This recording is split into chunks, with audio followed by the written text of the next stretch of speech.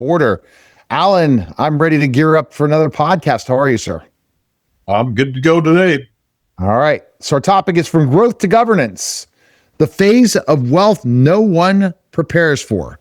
What does governance mean in the context of personal wealth? Governance is how decisions are made, coordinated, and enforced across investments, taxes, entities, family members, and advisors. Growth builds wealth. Governance protects it. Why do people struggle when they move from growth to governance? Because success creates complexity. What once worked informally now requires structure. We have to have rules and coordination.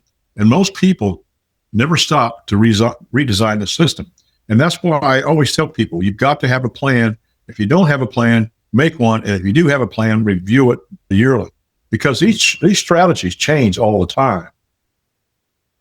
What happens when wealth grows without governance? First off, you're going to have misalignment. Many advisors work in silos. Taxes leak through these gaps, family tensions rise, and small inefficiency compound into major losses over time. And just like taxes leak through the cracks, I always ask people, I said, when's the last time any of your financial advisors give you any proactive advice on saving taxes? It's slim to never.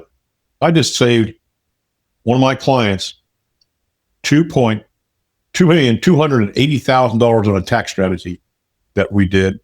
He just got a check.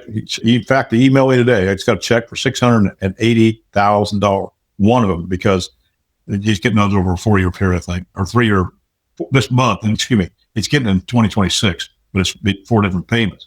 But these are taxes that he's paid over the last 4 years. Wow.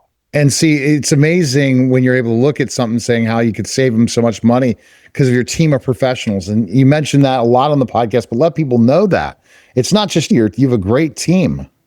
Exactly. And Neil, what I mean by my team, we're specialists. What I mean by specialists, say I'm your family doctor. I can treat you for minor illnesses, minor injuries. But if you want your knee operated on, you want the orthopedic surgeon. He's the specialist. And everybody agrees with me. I said, that's what I have my team, top tax specific attorneys and CPAs and other specialists in their fields. And we collaborate together to come up with solutions for people's financial problems. We show people how to reduce and possibly eliminate debt and taxes. We show people how they can possibly have a tax-free income and eliminate or mitigate the risk in retirement, healthcare options, tax planning, tax savings, legacy planning. It goes right on down the line. When should someone start thinking about governance? Yesterday. As soon as wealth becomes multi-layered, multiple entities, income streams, properties, or heirs, waiting until a crisis arrives, governance is usually very expensive. And now you've got attorneys involved and just other stuff that's going to be involved. And if you plan this correctly, you wouldn't have these problems right now. No doubt. Why is governance more important now than in previous decades? That's very easy because tax rules, reporting requirements, and family dynamics are more complex. Without governance, wealth becomes reactive instead of intentional. And now with AI and everything's being digital, all that information is readily available. What does good wealth governance actually look like, Alan? You have to have a clear decision authority, aligned advisors, and make sure those advisors are looking out for you and not their company themselves, especially when you got a fee-based advisor that's supposed to be a fiduciary and he tells you to do something that he doesn't have anything to do with, but it's the best thing for you. Documentation strategies and systems that evolve circumstances as circumstances change. Governance isn't control for its own sake. It's clarity with purpose. And again, I just can't go over people. They go with their advisors. They've been with 10 or 20 years, but they never want to listen to anything new. They think all these old strategies are going to be working for them in this day and age. And that's not possible. Because we talk about the tax system. We talk about the healthcare system. You have every one of those systems in place with your team of professionals. And that's, you know, where to guide them and give them the right strategies to make sure that they have a great retirement, tax-free, and not run out of money.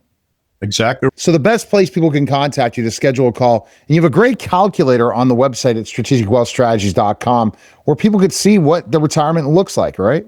Yeah, it's a tax retirement, your tax retirement calculator. But they can always call me. I don't charge my consultation, Neil. It's all about education, and everybody needs to know this. But they can call me at 910-551-1046.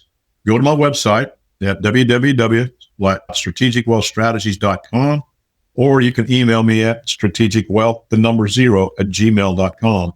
And I look forward to helping everybody. Again, I don't charge my consultations. No doubt. You don't charge for them, and you provide the advice that's needed for people and can help them grow and be happy and healthy. Appreciate it, Alan. That was the Strategic Wealth Strategies podcast, guys. Take care.